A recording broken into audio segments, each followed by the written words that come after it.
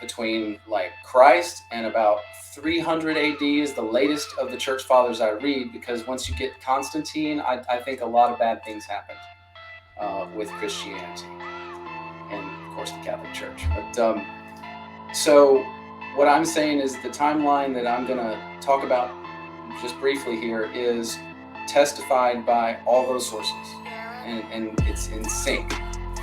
And so the way I understand it is, according to the ancient prophecies, that they're not in the Bible specifically, but they are referenced, they're kind of hinted at. There was 5,500 years between Adam and Christ. There's 7,000 determined years for all of material history. And so that means that, the early church fathers testified to this, that you have people like Irenaeus and Tertullian saying things like, and we know that because Christ just came, we're now near the 6,000th year. Okay, so they knew about that prophecy I'm talking about. The book of Adam and Eve is one that shares this prophecy specifically. But then you have a lot of New Testament and, first century and second century writings that confirm that prophecy. And so even though the prophecy itself is not in the 66 books of the Bible, it is hinted at, and those early church fathers say the dimensions of, and this is going to sound crazy, but they say the dimensions of the Ark of the Covenant were to signify the 5,500 years between Christ and Adam.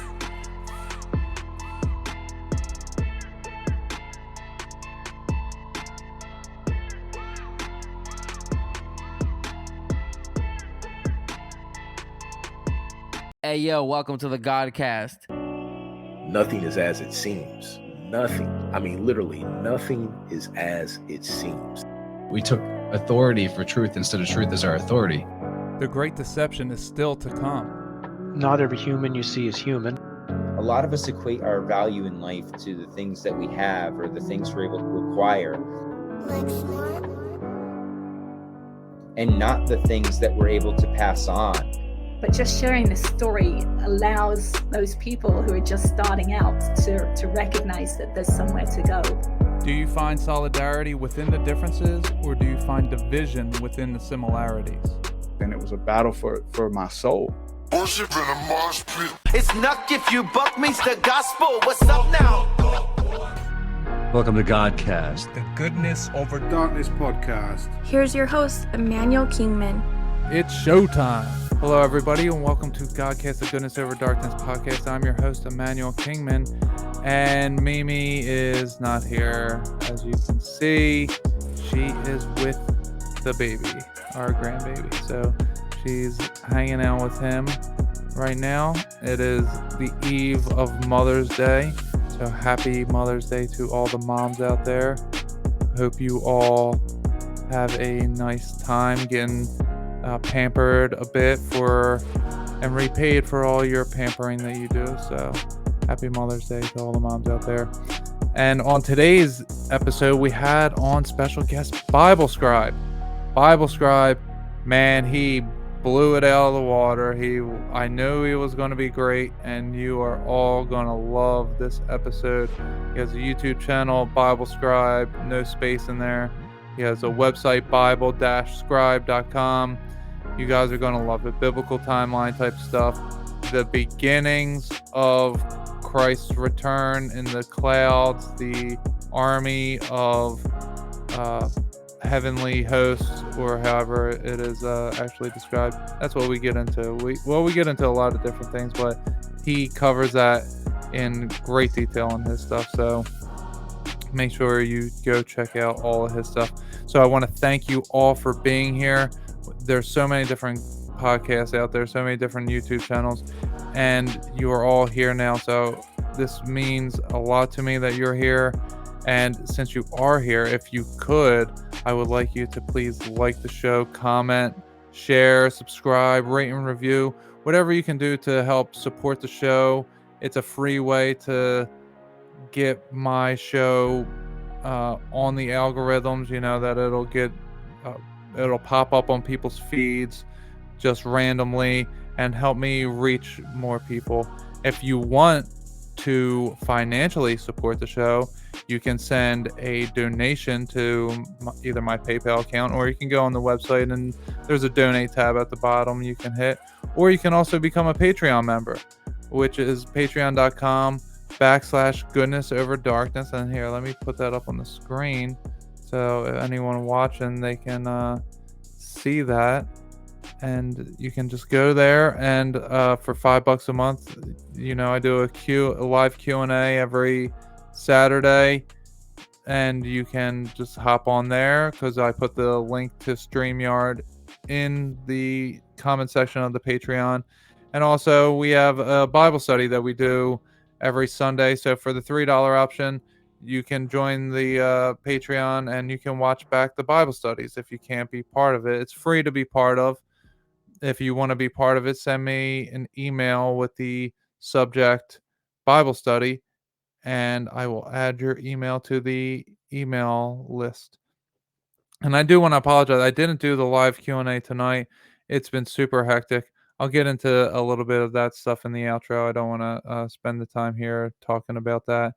But I did want to mention my new Patreon member, my newest Patreon member, David Allred. He joined the Patreon. So shout out to David. Thank you for becoming a Patreon member. We did a free consultation earlier as well. David is a really good guy, and I look forward to speaking with him much more. So shout out to you, my friend. All right. Well, that is going to do it for the intro. Make sure you stay tuned at the end of the episode for the outro. And without further ado, here is Bible Scribe. Welcome to the Godcast. Cross up on my back, I'm slaying demons. It don't matter what you call that. Searching for the truth, facts are facts until they fall flat. It's looking like a story, man, it's all cap. But it's goodness over darkness, it ain't all bad. I'm at my maker, but I was called back. Emmanuel, show my people they're under a spell. Heaven or hell is free will. I made my choice and now it's well with my soul. I pray the same for you as well. Welcome to the Godcast. Welcome to the Godcast.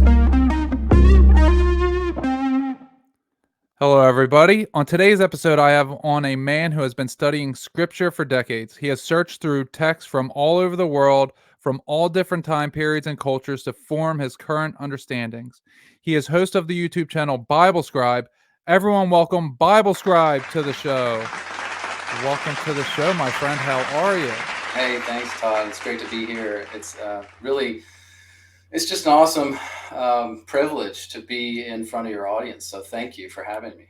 Yeah, well, thank you so much for coming on. When I found your stuff, I was blown away. It answered a lot of questions that I had, and you do it in a very, I don't want to say an anal way, but you're very detailed with how you do it. You lay it out and you bring up, you're doing drawings and you made a whole timeline several different times. You have some incredible stuff on your YouTube channel and website. Well, thank you very much. And I'll just tell you quickly about why I do it that way. And we're going to talk about some of these topics tonight, it sounds like, but things like the timeline and our history. And I mean, these are, number one, they're so important for us to understand. But number two, everyone's getting interested in it right now, right? Oh, and the reason I am, as you call it, anal, is because that to me is something that I don't see many people doing. And that is just that I'm trying to present the information in a way where when you get done watching it, you're not saying, well, where did he find that? Where did that come from? I'm trying to make it so that essentially, if I was in a court of law trying to prove this stuff, that at least I would have good evidence, right? And so that's kind of my my thrust there with what I'm doing on my channel, Bible Scribe. Yeah, well, it actually helped me in doing my 8-part series on the Millennial Kingdom. Now, I had already done a 3-part series on the Book of Enoch and a 2-part series on the Biblical Apocalypse, but the 8-part series, I really wanted people to understand exactly why I thought the things that I thought, because I say a lot of things and I say some wild stuff, I'm not going to lie. Like I just say whatever comes to my mind. I kind of just am truthful that way. But well, that's great. I mean, yeah, that's the thing about this thing that's happening in the world right now, is that it's important that we all hear each other talking about what we're thinking and what we're seeing. So I think that's great. Yeah, well, and that's what Jesus really has during his saving process of me.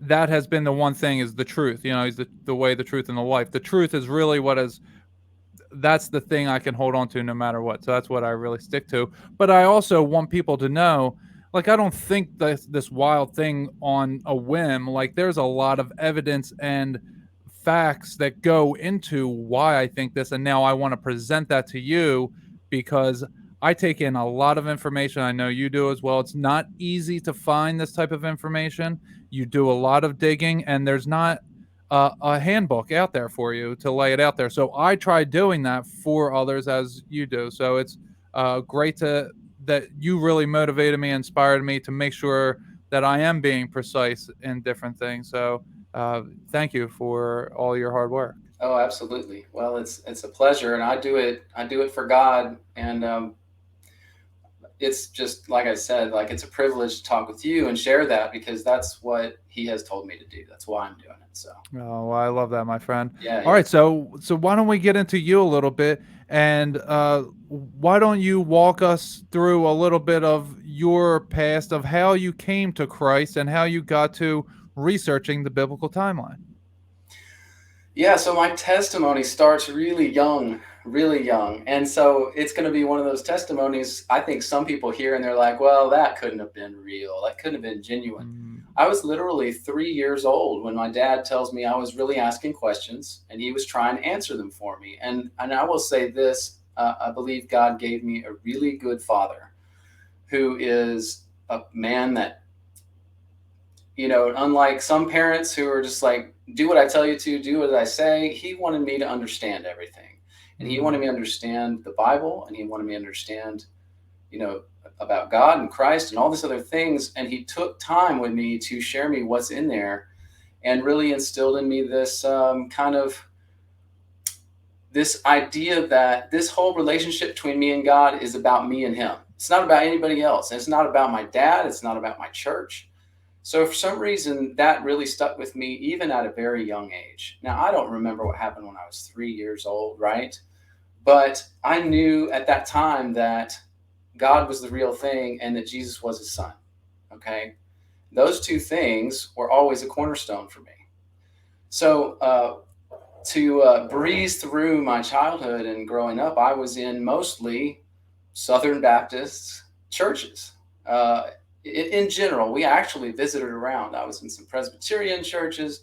I had a friend that took me to Church of God every now and then. I kind of went all over the place. I ended up in some Catholic churches occasionally. So I saw a lot of different ways of acting out your belief in God, right? But all that time, my dad was still teaching me scriptures, teaching me that, this relationship between you and God. Read the scriptures, find out what it says for yourself, and understand it to the best you can. And so that's exactly what I did. And most of my life, I will say, I stayed in that lane kind of a Southern Baptist, fundamental, sometimes Baptist style of religion, right?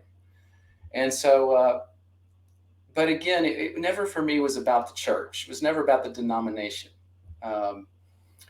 And so what led me kind of to where I am now with my channel and Bible Scribe, part of that had to do with the idea of preterism, which you're probably very familiar with. But the idea that as a Southern Baptist, I thought there was a lot of things coming in the future, right? People think, oh, Jesus is coming. We're waiting for him. He's going to fix us. He's going to fix the world. He's going to do all these different things. And so I'm waiting so that I can go. I want to go be with him. And that's not a bad desire. That's a good thing to want to be with your king and his father in heaven. Mm-hmm. But I did have some kind of strange burning desire inside of me that lit up like a fire about 8 years ago. And at that time, I got to a place in my just life in general and in my walk with God where I was like, I've heard everyone telling me all these things all my life. Something's in me right now, and I think it was from God. I'm going to start reading and reading and reading. And that's not only the Bible. I'm going to read Enoch. I'm going to read Jubilees. I'm going to read every Dead Sea Scroll I can find. And I had just this like insatiable compulsion to keep reading and reading and reading. And accepting what was being said as it was authored. You know, what's the intent here? Who was it written to? What time was it written? How does all that fit together? And just being honest with what those texts said. And so at the end of a few years of doing that, and I do have a video on my channel that I go into exactly what took me from where I was into the preterist thinking, which for those who don't know, preterist interpretation of prophecy in Scripture is that Jesus Christ came as he said he was going to in the first century. And so that, of course, is in direct opposition to the majority of the Christian world who says Jesus is probably coming in the future, right? Well, can I stop you there for a second? So my understanding of preterism is that they believe when he died, that started the millennial reign, and that he didn't return. Maybe I'm wrong on that, but he didn't return, and that the millennial reign has just been going on from the time he died until now, and that's just kind of it's a constant that I wasn't aware that the preterists believed that he did return in the first century.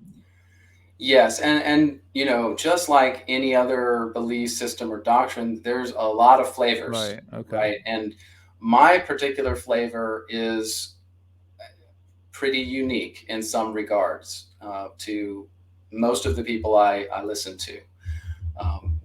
I really can't point to another teacher online that would say the exact same things as me, but probably a few say most, you know, so I'm, you know, but we'll get into some of that probably. But so after this compulsion to read, I came to this realization that when I was reading not only the Gospels and Matthew, Mark, Luke, John, and the New Testament, that they were all talking about something that was going on for them. It was happening. Like they were excited, they were scared, they wanted comfort from the apostles. And then I read, like you had mentioned, historians from the first century. And that's not just Josephus, as many people talk about. That's Josephus, it's Tacitus, it's Cassius Dio, and Suetonius. There's 4 that are really good on first century history. And they all say similar things, and all of them point to that what all culminated in 70 AD with the destruction of Jerusalem was a major historical event, and it was prophetic. And so that is where all that reading kind of took me as far as my prophetic belief system. And it opened so many, that change opened so many understandings for me in general with the scriptures, with the Dead Sea Scrolls, with all these other things. It all started to click and combine and interlock like a puzzle I had never seen before. And I've never had anyone teach me before, right? So that's kind of where I got to. And then you'll see on my channel, there's a lot of videos that deal with that topic, the eschatology, prophecy, understanding it correctly, and doing it in context of all the different writings, not just the scriptures, which, to be honest, it's hard when dealing with only the scriptures because people have such preconceptions about them. Yeah. They're so steeped in those that even just reading it for what it is hard for most people. So when I can bring in the context of these other ancient Jewish writings or the Dead Sea Scrolls, people start to go, oh, wow, it really was saying that, because there's 3 other sources that say the same thing, and it's not some metaphorical thing, right? So anyway, I think that's the primer on how I got to where I am in my channel and the content I'm providing there. Okay. So have you ever gotten into the book of Esdras at all? Yes, absolutely. I've read Okay. Esdras, is it 2 and 3? Or I think 2 and 4. the numbers are odd because Yeah. of the way the Bibles were put together in different centuries. But Yeah, there's so two 2 is 1 and 4 is 2 essentially. So Yeah, you it, got it. yeah, so it's very interesting. I've come across this channel, Ryan Zem. He breaks down the Book of Ezra a lot, and or he was doing that for a period of time. And what was going on in the Book of Ezra? A lot of it lined up with Genghis Khan.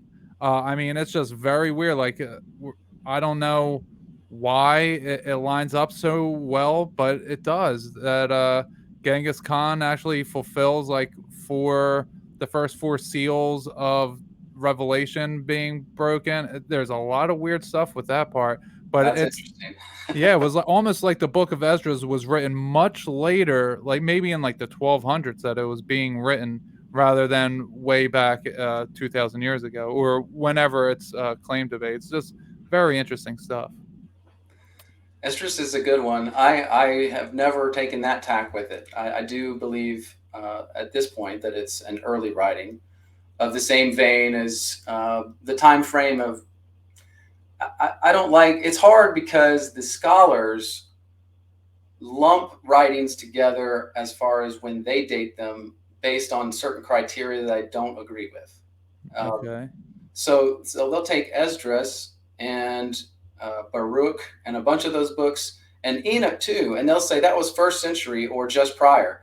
The reality is Enoch was hundreds of years, hundreds of years, probably 1,000 or 2,000 years before Christ that it was penned. Now, the copy we have in the Dead Sea Scrolls and the Ethiopian copy, that's the testament of the 1st century as best they had it. So we have to assume it's at least relatively close to the original version. I mean, there's no reason they would have changed it 10 times throughout history. That was kept with the Bible scrolls. So we know things like that. And but anyway, the dating is kind of tricky. And but I do take Esdras and Baruch and some of those other pseudepigraphal prophecy books as around 1st century or just prior.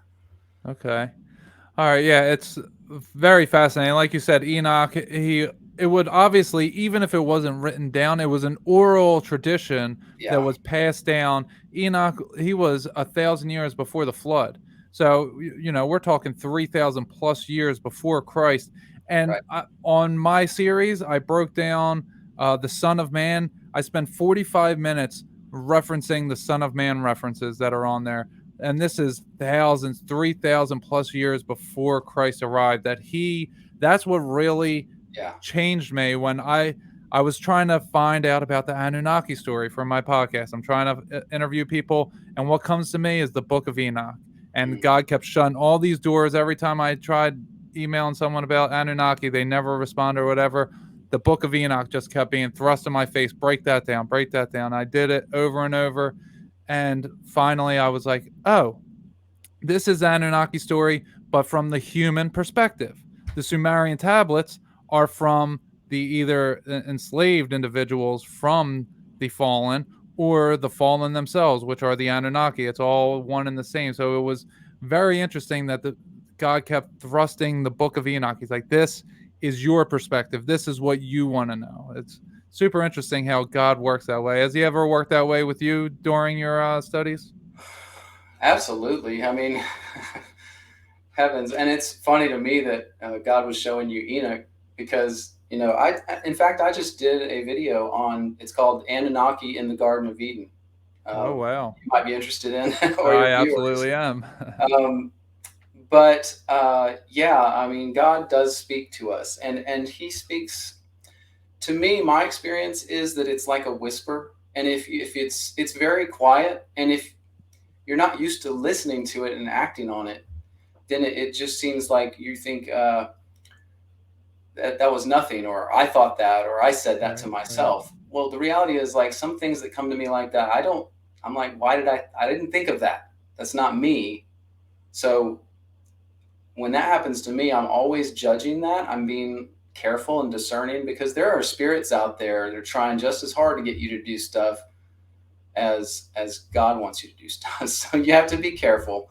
But in your case, for instance, I think that he was definitely leading you to Enoch, because Enoch explains what happened, okay? Mm-hmm. And he explains the intervention of angelic hosts into reality, spirits into physical, okay? And we have these stories in Sumerian, Akkadian, you name it, you name the culture, the Greek Titans, the Roman pantheon. It's all about some beings that are higher than man, bigger than man, stronger than man, and from up there intervening in man's existence. Right. And so when God tells you, look at Enoch, I think there's a very good reason for that. So that's very cool, and I think that's awesome. Yeah, it was a great thing, and I didn't recognize it until a little while later. I was like, oh, it's the same story, but the human perspective. And it's important when we start to look at stuff like that we're using the discernment of the Old Testament knowledge of what was going on. And for me, when I deal with people that are saying different things like Jesus, he wasn't our Lord and Savior who came and died for our sins. He was a man who was preaching that God is within us and that we all have this capability. And he was just a regular guy who learned these things and was teaching it. And I asked them, I'm like, well, do you know what was going on in the Old Testament? And they don't have a clue, because they assume that it was just humanity the way it is now, that's what was going on. And the God of the Old Testament, he was an evil person, or this evil character, we'll say, not person, but God was this evil character who was telling Joshua, kill every man, woman, and child. And that they think he's talking about humans, but he's very much not talking about humans. And if you don't know the book of Enoch, then you're really going to think, well, not just the book of Enoch, but the reason why the Old Testament is what it is. There's different seeds. There's multiple seeds of people here. There's the serpent seed, and then there is God's seed. And if you're not human, then you're not God's seed. So these people, they get this New Testament only feeling to them, and it's this love and light, and they don't understand the darkness because they don't understand what was going on, and they refuse to look at it, and they just want to accept whatever these spirits are telling them is this love and light, because how could my God wouldn't do that? But they're not understanding God was protecting humanity, because these evil things, or these things that were acting evil, were killing humanity, which was God's creation, which is us. You're absolutely right.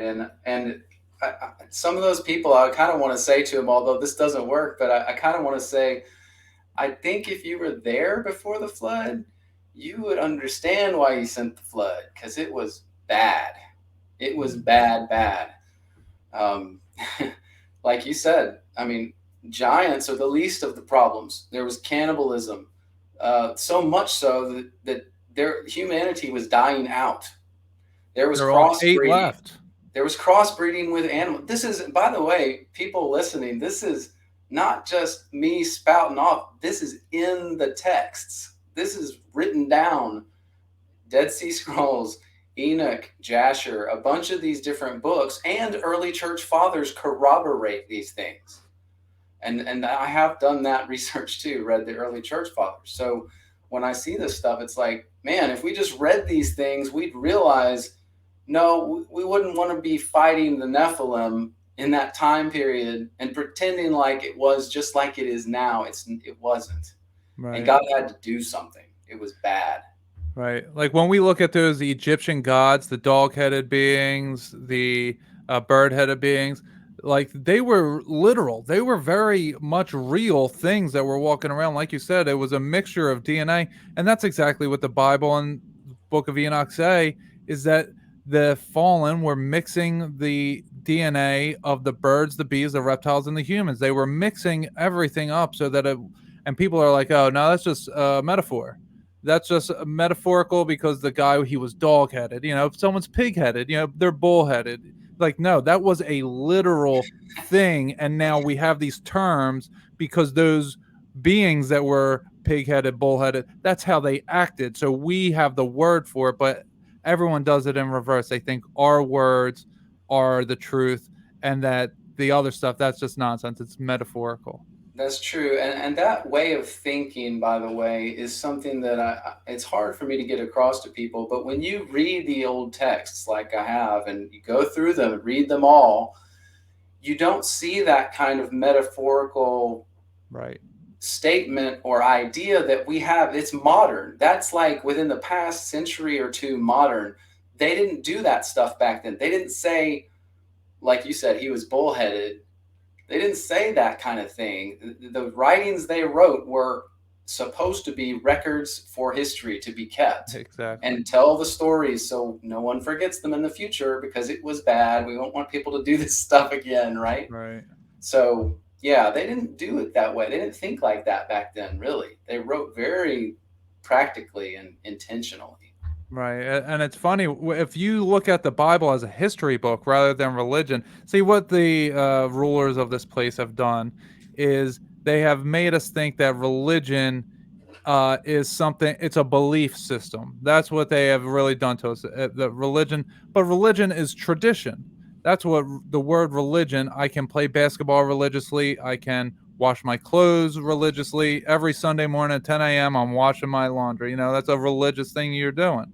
So the term religion, everyone listening, if drop that and switch it with tradition, you'll understand it better. Okay, then you'll have these texts. They are the tradition of the people who were living at this time, that were living in a certain area, that the nations were people groups that lived about each other, that they weren't countries the way we think of nations as countries. Very different ideas.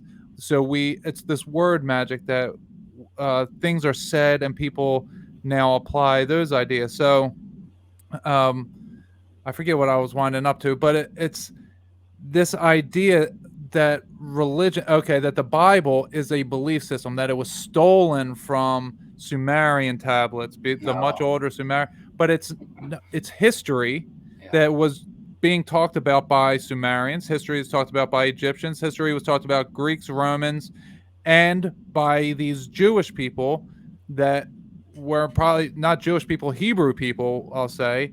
And this was being passed around, and they were all keeping their own history book, and then it was being passed around. Well, the Hebrew one is humanity's version. And that's what people don't understand. They think it's a belief system that's being, they're borrowing ideas from people who came before them. No, they are writing history, the same histories that people were writing before them. What's your take on that? I agree with almost everything you're saying there. And the reason I think that we get that idea that Christianity somehow, or not Christianity, Judaism borrowed from these other, quote, more ancient cultures, right, is totally because of the scholarly world. And yes.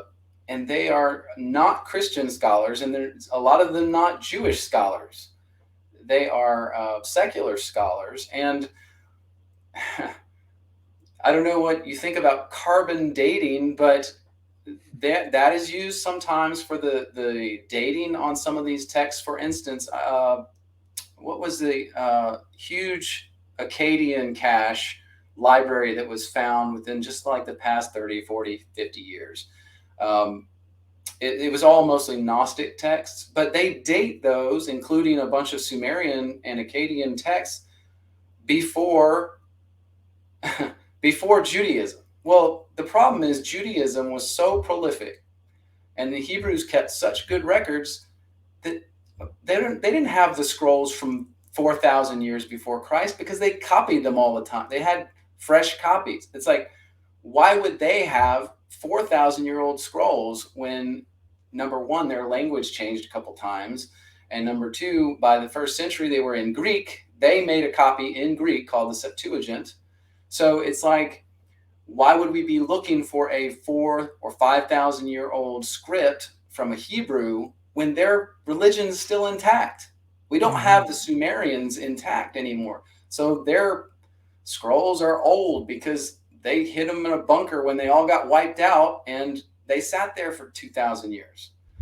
And that's an excellent point. We bring them, we dig them up, bring them to light, and they fade. They just fall to pieces. So I mean, it's just the other thing is that when a new scholar comes along, comes up through the ranks, they come up through the ranks of universities, the university system, and they are taught, this guy way back here in 1950, whatever, did the master research on that thing, and he said this, so that's what it is for everybody.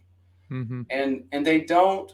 So unless a person specializes, which there are so few of these guys that specialize in those writings and dating those texts, I mean, we're talking like a handful. Like on one hand, you could probably count them alive right now. It's just like there's no reason to believe those chronologies are true. Right.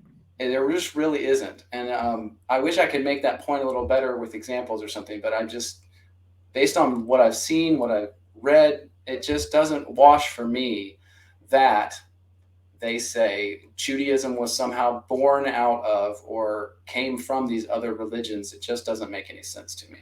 And that's a really good point, that it was so prolific that if anyone's had a book before, we're talking scrolls, but if anyone's had a book that's been passed around to different people, you get tears in it, you get stuff spilled on it. It very much easily can become ruined quickly. So you would make copies of it. So that is a great point that I've never even thought of before. Yeah. Okay. So now I want to get into the biblical timeline a bit with you. So what is your take on when Adam and Eve were first born, first put on the earth? How long ago was that, in your opinion? And have you come across any types of texts that would support your opinion? Yeah. So, and again, just to say, like you said, this is complicated and it's vast. There's a lot to it. If you want more information, you can check my channel out or whatever, but I have videos on the timelines of history, and I will say almost all of them come from my reading, not only of ancient texts like Enoch and the Dead Sea Scrolls, but then taking what I see there and then listening to the testimony of the earliest church fathers. And when I say church fathers, I'm talking about before the Catholic Church, okay? So between like Christ and about 300 AD is the latest of the church fathers I read, because once you get Constantine, I think a lot of bad things happened with Christianity and of course the Catholic Church. But so what I'm saying is the timeline that I'm going to talk about just briefly here is testified by all those sources, and it's in sync. And so the way I understand it is, according to the ancient prophecies, that they're not in the Bible specifically, but they are referenced, they're kind of hinted at. There was 5,500 years between Adam and Christ. There's 7,000 determined years for all of material history. And so that means that the early church fathers testified to this, that you have people like Irenaeus and Tertullian saying things like, and we know that because Christ just came, we're now near the 6,000th year. Okay, so they knew about that prophecy I'm talking about. The book of Adam and Eve is one that shares this prophecy specifically. But then you have a lot of New Testament and, first century and second century writings that confirm that prophecy. And so even though the prophecy itself is not in the 66 books of the Bible, it is hinted at, and those early church fathers say the dimensions of, this is going to sound crazy, but they say the dimensions of the Ark of the Covenant were to signify the 5,500 years between Christ and Adam, or Adam and Christ. And if you remember the dimensions, I don't remember if I'll say it exactly right. It was like, it mentions the cubits, the length, width, and height, and if you add them up, it's 5.5 cubits. And so that they said, this is early church fathers said, that was to signify the 5,500 years until Christ came. And that was in the first century when he came. And according to everything else, the whole understanding of the Jewish nation and those early church fathers was that at 7,000 it was over with. It was just like creation. 7 days of creation was also to signify this time span of history. And so that was the understanding. Now, my belief is that that is true. Definitely from Adam to Christ, I believe that was 5,500 years. It lines up perfectly, by the way, with the Septuagint's genealogies, the Greek version of the Old Testament that the Hebrews themselves wrote hundreds of years before Christ, because their language was changing from being Hebrew and Aramaic all the time to being Greek. So they wrote that version. So that's what I understand. Now it gets tricky then, because you're going to say, and most people do, like, well, if that was 5,500 and it was supposed to be 7,000 total, then everything would have ended at 1,500 years, right? The year 1,500. Well, that's where we get into a lot of different speculations on if our timeline is correct since Christ, right? And this is where Tartaria and all that discussion comes in. So I don't want to get into that too much. I know you have some questions probably to get us into there, but that is my belief on the timing of everything and the timeline we're in. I believe we are close to the end, actually, of the 7,000 years that was determined by God for history on earth. Okay. And so does this also align with the book of Enoch, the 10 weeks of prophecy of Enoch? I believe it does. Now, I have a couple of videos where I try to dig into that prophecy. There are a couple parts of it that are difficult. There are a few versions of Enoch. One where I found that there are 7 weeks in that prophecy in Enoch, and one where I found the full 10. And I don't know the reason for that. I haven't figured out or read why that is. So it is hard for me to pinpoint all of that prophecy perfectly. Yeah, but a lot of it, the first 7 or 8 weeks, seems to line up with up until just after Christ. Okay. And so the last few weeks of it are a little foggy, but then at the end of that prophecy, it says, and then after all is done, there will be weeks without end, right? So it sounds like he's talking about, his 10 weeks of prophecy is for earth and material existence. And then after all of that is finished, the earth waxes old. It's like a travail and pain of childbirth. It's, all these different ways they describe that the earth will get old and wear out like a garment. And that's another phrase that's used. But that's at the end of that 10 weeks. And then it's forever with God, so. Okay. All right. Very, very interesting stuff. Okay. So before we get into modern day stuff, I do want to talk about a little bit about Adam and Eve. When they started, do you believe in the gap theory, that there was another creation here prior to Adam and Eve? Are you familiar with the gap theory? Yeah, the gap being between Genesis 1:1 and Genesis 1:2, I think. Something like that. Yeah, something to that effect. Yeah. I don't subscribe to that. I don't find any textual evidence for it. It's simply based on, as far as I've heard, and I've heard that as far back as, I don't know, 8-10 years ago, from people like Steve Quayle and Timothy Alberino, if you know who those guys are. I used to listen to them a long time ago. But I just don't see any textual evidence for it. It's all built on semantic arguments. To me, it seems to be based on these semantic arguments against the English translations of the ancient texts. So because the English translation seems to hint a certain way, well, if you read the Hebrew, it doesn't do that. It doesn't have that hint that they think is there that says, oh yeah, there's a gap theory. And that's something I do a lot on my channel. I have just about, I can't really read Greek and Hebrew, but I can really dig in and I know what certain words are and what they mean. And of course, there's tons of helps out there for anyone to do that. But, I've gotten it to a point where I'm pretty familiar with how Greek and Hebrew work. So most of these scholars or most of these people that talk about this stuff just don't know the languages at all and don't go into them.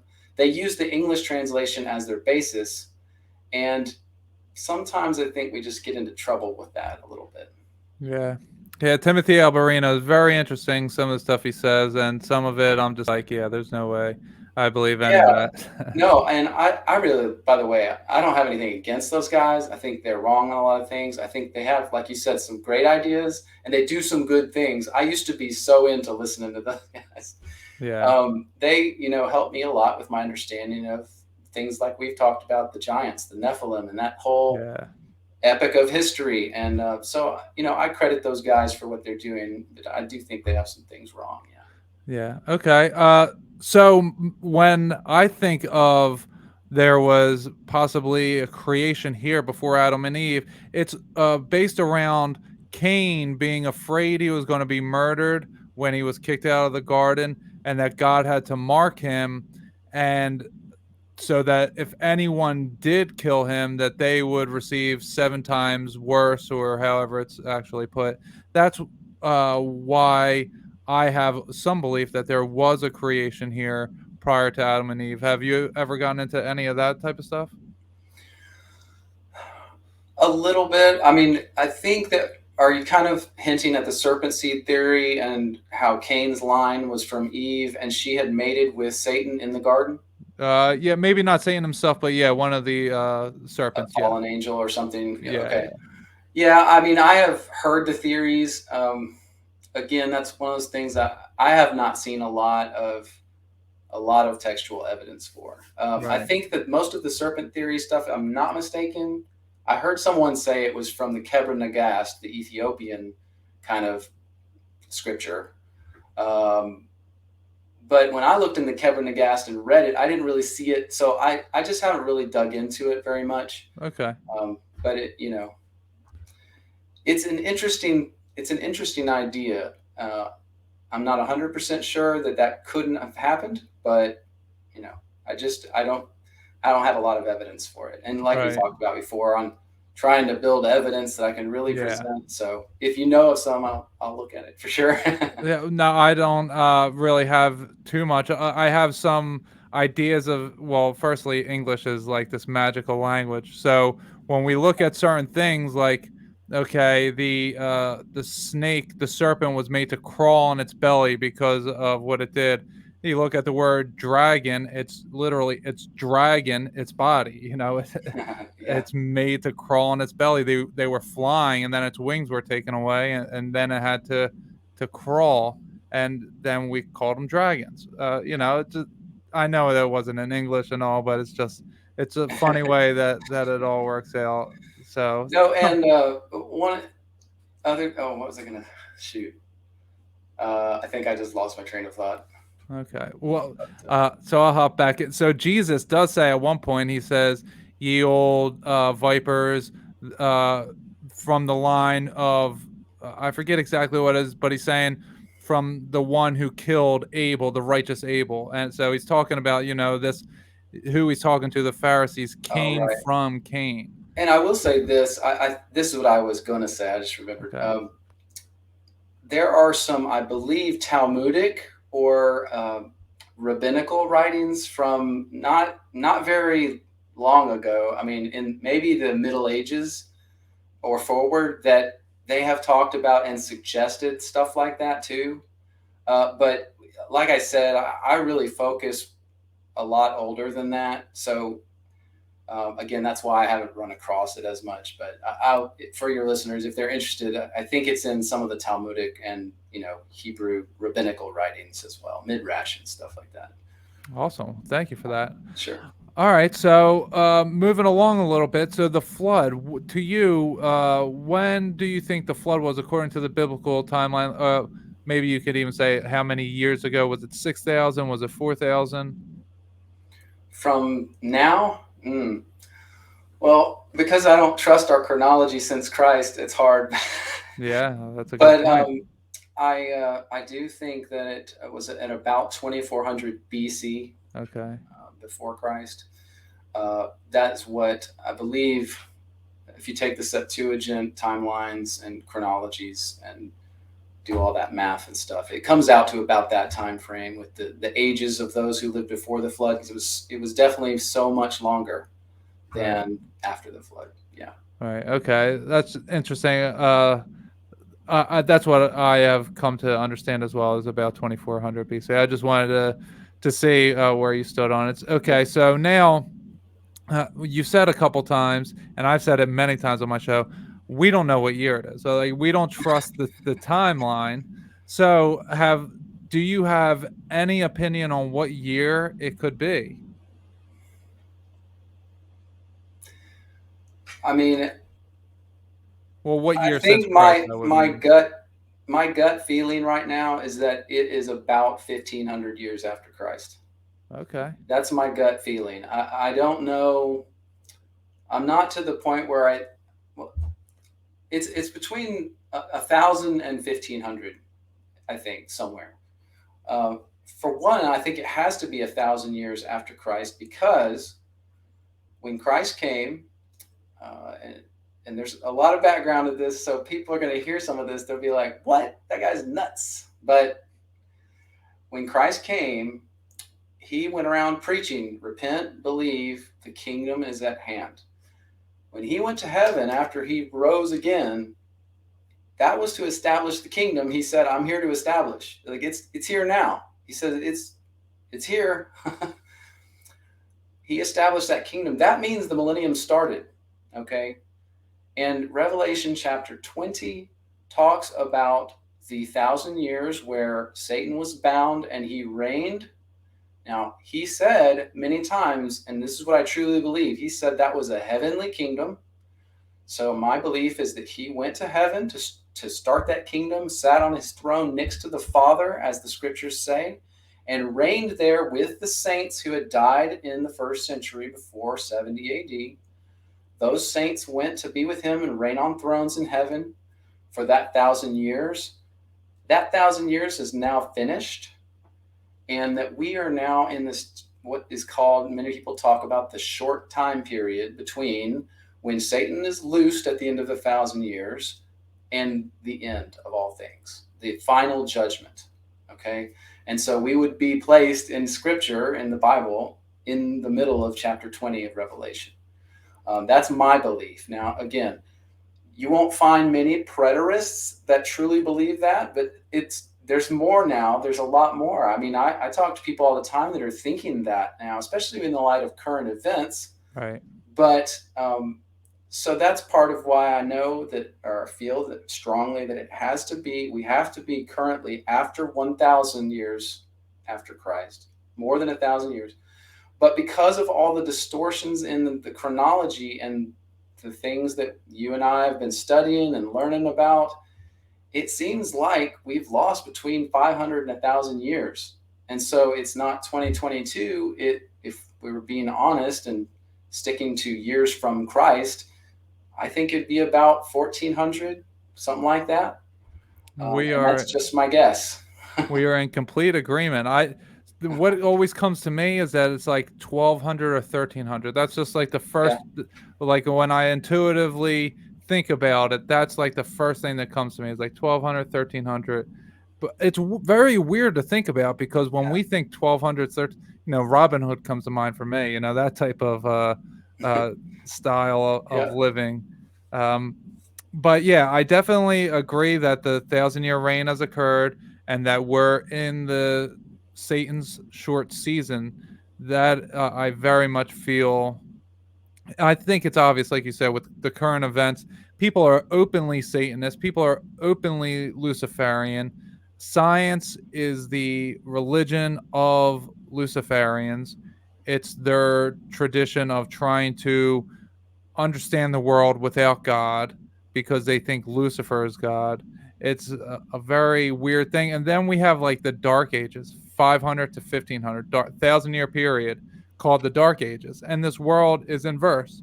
This world is inverse. So they would call Christ Millennial Kingdom the Dark Ages. And then what happens right after is the Enlightenment era. And it's called these things because there was a lack of scientific advances in the Dark Ages, even though there was a 300-year warming period, which is very strange that the world warmed up very much. And then the Enlightenment era, which is, of course, that's the thing Lucifer does. He comes to bring the light and to enlighten people so that's the time period we're in now because of scientific advances. And once you understand the mindset of the people who are telling us all these things and you see what they're calling it all, it's just like, oh, that's completely obvious of what you're doing there. Are you familiar with Anatoly Fomenko and his work on the timeline? I'm familiar with it. I have not read his work, but of course, when you start looking at who has figured this out or thinks they have, then he's one of the guys, right? Mm-hmm. I think there was another one too that I mentioned in my video, but I don't remember the name. But yeah, I think Isaac Newton also was questioning it in the 1600s. Yeah, and you look back, and it's just amazing the control that the Catholic Church tried to exert over the world. They just changed the calendar and said, "Everybody, you better change your calendar." And I mean, with the force of the Spanish Inquisition behind them and everything else, it's like countries didn't want to. If you read about it, it took years, and they finally started adopting it. And I think Russia was the last one, and that was in this century. They finally went off of Anno Mundi, which is Latin for time of the world time. So they counted from creation. So up until like 1950 something, they were counting like in the thousands. Their year was like 4,000 something. Yeah, very interesting. Freemasons also, their timeline is very close to the biblical timeline as well, because they keep track in a different way. They count up. I think the Jewish people still do something like that. They do. They have a timeline. My personal opinion on the Jews with timing and chronology, though, is that they, just as the Catholic Church had an agenda behind why they changed things, I think the Jews had a huge agenda after Christ came. They wanted to hide everything that happened. Right. Because you remember what happened with the Jews at the time when Christ came. We had the Jews, half of them were in bed with the Romans in trying to vie with the Romans, and some of them were trading with the Romans. Some of the rich Jews had armies that they would lend to the Romans. I mean, they were essentially prisoners of the Romans, but allowed to do their thing, right? And sometimes they had good relationships, sometimes it wasn't good. But the Jews at that time wanted Christ to come and conquer the Romans. They're like, we're supposed to take over, God. You told us we were, even though they were pretty corrupt at that time because they'd spent hundreds of years in Babylon learning pagan practices. So Jesus comes on the scene and he says, I am the Messiah. I'm the one you've been waiting for. And they're like, what? Well, then how come you're not leading an army? That's what they said.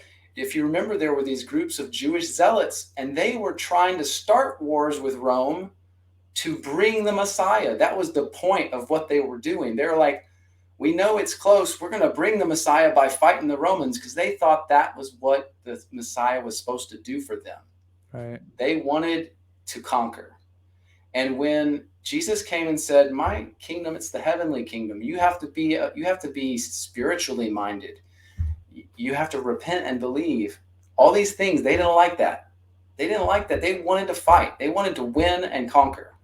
And so they rejected him. They crucified him.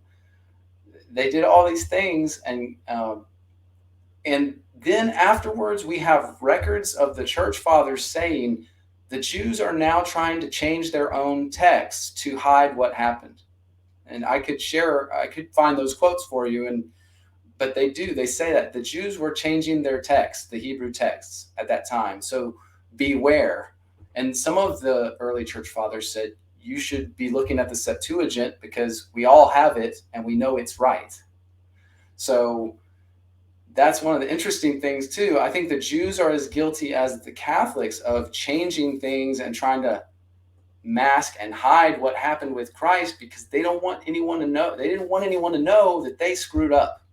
Yeah. And they still don't want anyone to know they screwed up. Yeah, well, it's very interesting. I think that, like you said, they were in Babylon for a while and they learned those messed up practices. They perversed everything to fit the religious leaders, the Pharisees, as we would call them.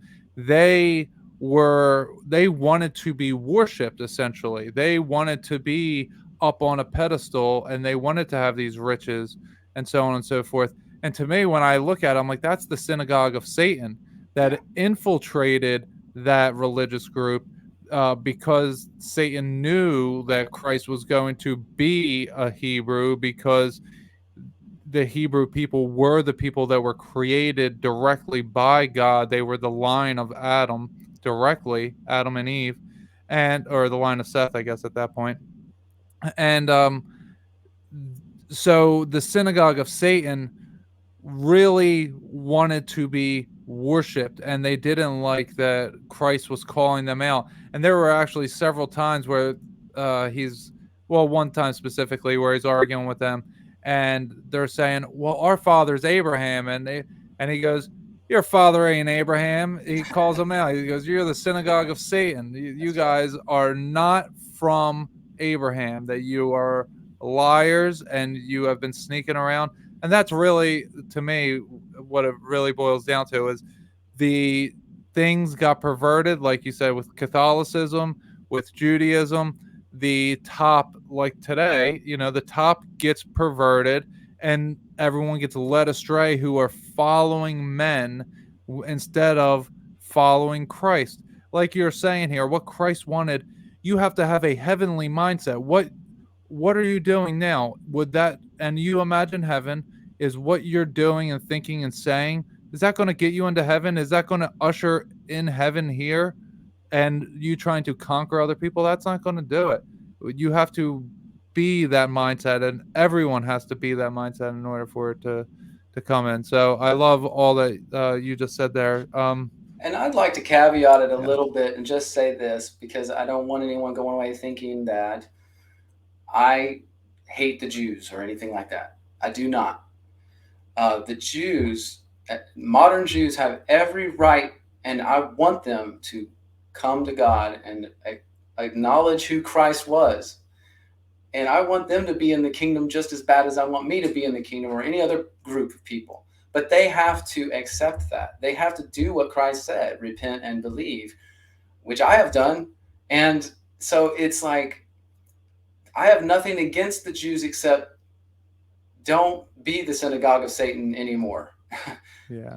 Accept who Christ was, accept God the Father as he is, and let's go into the kingdom together. But they have the same, invitation that we all do. So I don't hold anything against the Jews now other than don't be evil.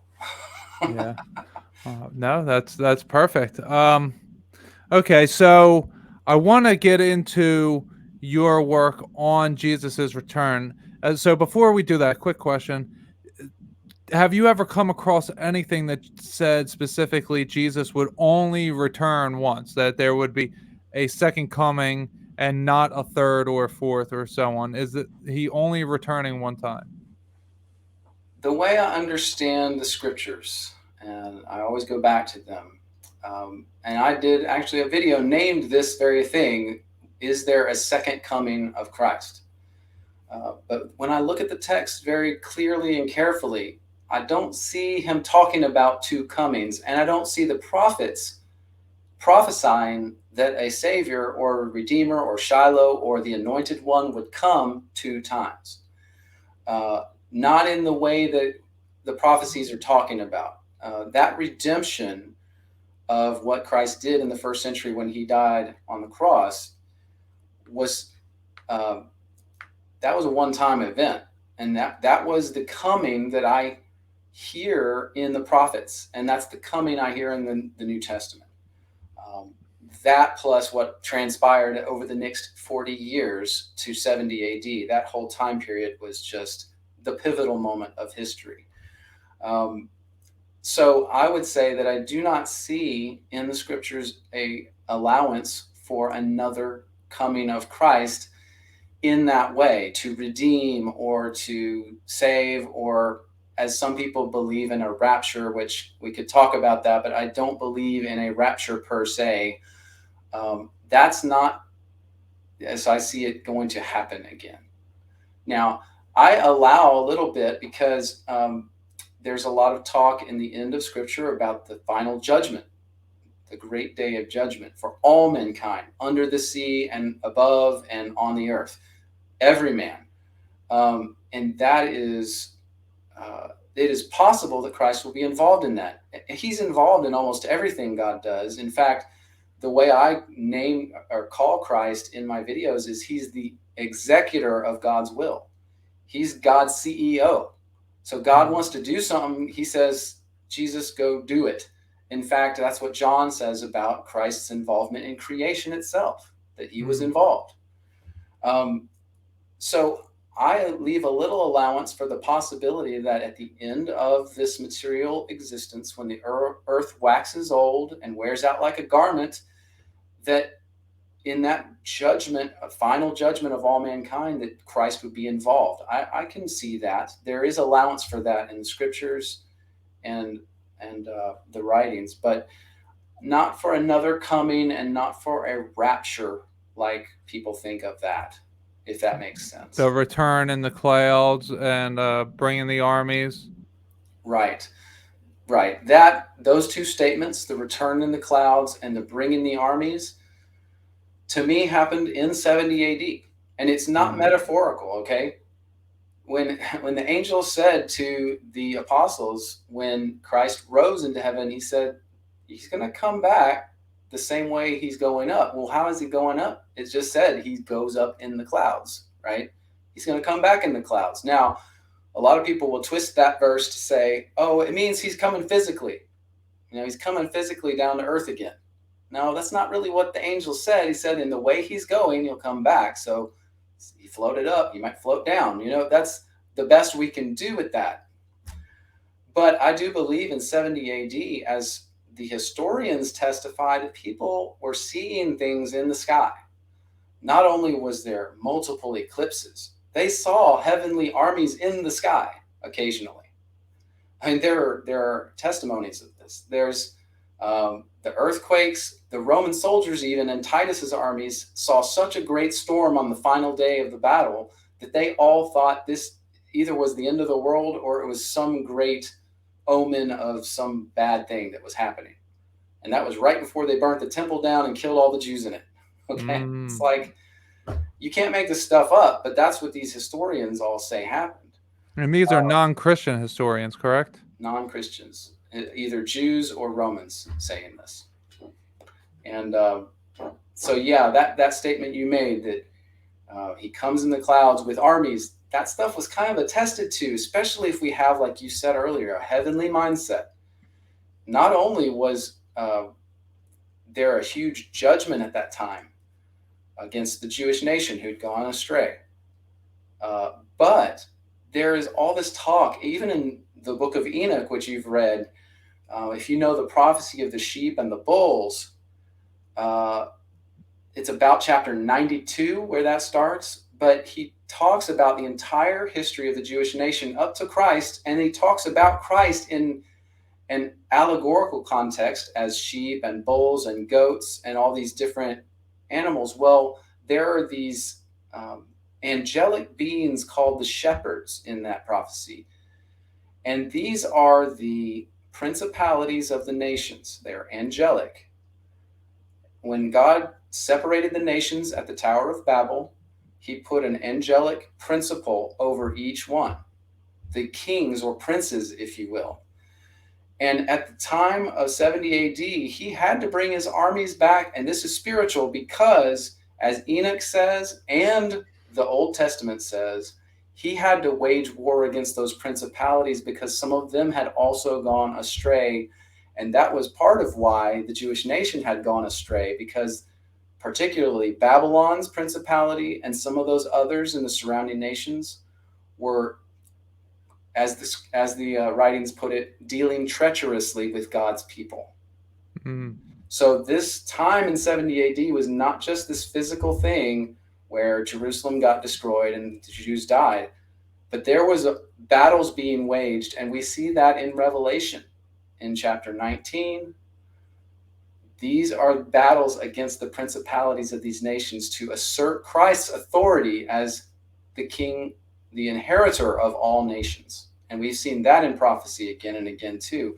Most people don't really understand what that means. Again, when you have the context of all these writings, it helps. But so there were so many things that happened at that time that Christ, I do believe, came in the clouds, and he came with his armies. The Battle of Armageddon, as we know it in the book of Revelation, occurred, and that was a judgment against those principalities of those nations. Christ asserted his authority, and then at the end of it all, the kingdom has started. That's how Christ started his kingdom and took men from all nations, okay?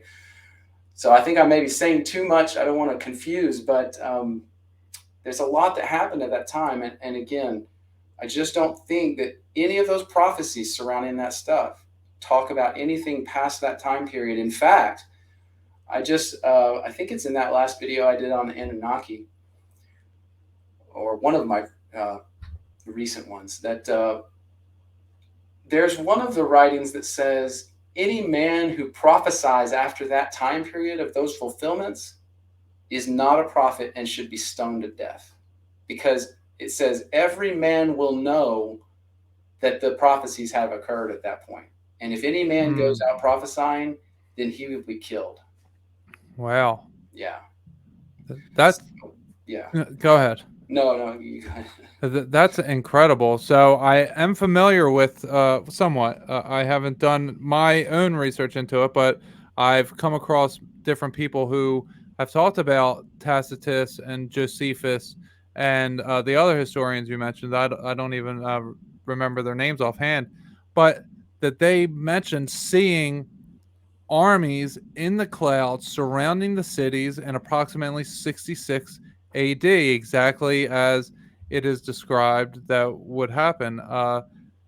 What is your take on that? Is that they were surrounding the cities and taking over the principalities is what you believe that would be? Or were they surrounding the cities to then physically take control of these cities? Well, I'll be 100% honest. I can't really speculate on too much, and I don't want to pretend to know things I don't know. But the way I kind of understand it is that Christ did wage that war in the spiritual realm against these principalities and demons and the beast and the false prophet, who were also spiritual beings. And that not only did he wage war, but at the end of that, this is the way the prophecies read. He brought them into the valley of decision, the valley of Megiddo, Har Megiddo, okay? And that was the place of judgment for those beings. And so that's why, we don't have a record of, this is one problem preterists have. A lot of them will say, well, we don't see any battle over in the valley of Megiddo or on the mountain near Megiddo. And so that stuff must have been metaphorical. And that's the trap they get into. I don't like that. I don't agree with it. No, if you have this spiritual mindset where you understand there were angelic things happening at the same time, then you can see that, well, it's talking about him judging those principalities and their demon hordes or whatever, all that's going on. But that was invisible. Other than we saw, there are records of days where there were 3 different eclipses in the same day. There was a record of an eclipse that where the eclipse changed color, like a rainbow It just cycled colors throughout the day, and people didn't know what was going on. Wow. And then you, of course, have the earthquakes. And this is all, by the way, stuff Christ mentioned in Matthew chapter 24 and in Luke and in Mark in the Olivet Discourse. It's all stuff Christ mentioned was going to happen, and all these things happened. Yeah, it's very interesting that you're saying all that. And actually, I use part of that in my series when I'm describing the 1800s, the wars, the rumors of war, the earthquakes, the pestilence. That all happened from like 1812 to 1816, the year without a summer. You know, the sun didn't shine, the moon wasn't visible. There was a world war going on in 1815. The earthquake in New Madrid that reversed the Mississippi River for 3 days, a series of 3 earthquakes over the course of like 2.5 months. I mean, just all of his words come true, and it's all together in specific time periods. So your work has really focused on the early stages, whereas mine has focused on the more recent times, but it's being fulfilled there. And when I hear the Mississippi River is reversed, I'm like, that's biblical. And people who aren't into the Bible necessarily or Christ, they're like, yeah, that sounds pretty biblical to me, because, you know, when we use the word biblical, we mean like a magnitude of a scale that we can't imagine, because inherently we just understand that the Bible is more than we can know. But, you know, people still struggle with giving it its due credit. So, okay, so now I want to ask you a little bit about these in the sky. There was some kind of cloud or something that was shaped like a sword. Is that something that I'm saying correctly? Yeah, it actually was a star, and Okay, star. The writing says, and this is definitely in Josephus and at least one of the others, that there was a star. I think it was for a year. Yeah, for a full year is For what a I whole heard. year, there was a star in the sky that looked like a sword to this writer, right? It's shaped like a sword.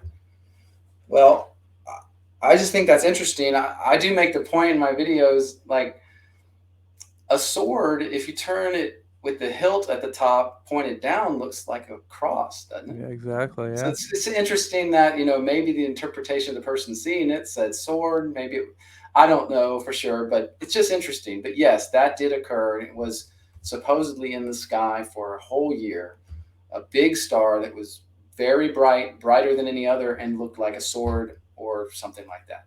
So Yeah, and isn't that also biblical prophecy that there would be a double-edged sword seen above everybody, something to that effect?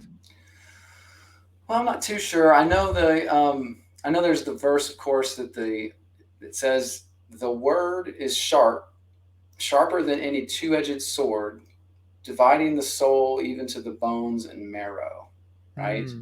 And that verse is interesting because when we hear the word, when it says the word, we think of the Bible, right? Everybody thinks of the Bible. Oh, that's the word. Well, that word in Greek is logos. It's the logos, meaning Christ. Right. Is sharper than any two-edged sword. He divides between soul and marrow, or bone and marrow. Right. And so that's just an interesting verse to bring up. But I don't know that that's part of the prophecy. But you know, I don't know for sure. Okay. Yeah, I don't know that I've seen that put together. I've heard something about a double-edged sword, and then the star in the sky that looked like a sword, and I think someone may have linked those together. I'm not sure that they go together. You know, I have to do more research into that part, but it's just very interesting stuff. So, okay, so Christ Millennial Kingdom happens, and this is where we have this grand old architecture. We have the possibilities of sound healing, that the wind blowing through these cymatic pattern-shaped windows was the voice of God being heard in these healing centers called cathedrals. And people, they build these organ pipe organs that are then having the wind go through them, and it's playing this beautiful music. There's this 300-year warming period. People are building cathedrals without the use of heating or air conditioning. There's so many different things going on that it seemed like there was this civilization that's going on that was peaceful. It was loving. Satan was bound in the pit. So for 1,000 years, humanity wasn't dealing with satanic spirits that in the unseen realm that are influencing us, and people weren't driven to war and greed and all that stuff. Excuse me. So that stuff all happens. Now, to you, do you think Christ was, and I think I know your answer, but do you think Christ himself was physically reigning, or was it that everybody they gained a more grand perspective and they were able to act more heavenly, and then that carried on for generations then on? If I found out something that evidence to me that he was on earth for that 1,000 years, that would be great. I would be all for it. I have not found that yet. So I would say personally, my view right now is that Christ went to heaven like he said he was going to do. And in Acts chapter 2, Peter talks about him being there. And as the early church fathers, they said, we want to go to heaven to be with him. So I see that as a reign in heaven for 1,000 years. Now, all the things you mentioned, which you probably know more about some of those things than I do, even about the references to Tartaria, the incredible architecture, some of the possibilities that we see for their technologies and things they had figured out how to do. I guess right now I say that if that existed, then I would see that as a humans trying to achieve the heavenly on earth while Christ reigned in heaven. But no, I don't see him as physically being on earth. I don't see any of the prophecies telling us that he would be reigning on earth. In fact, David in the Old Testament, when he talks about, he says, the Lord said to my master, Yahweh said to my master, sit thou at my right hand.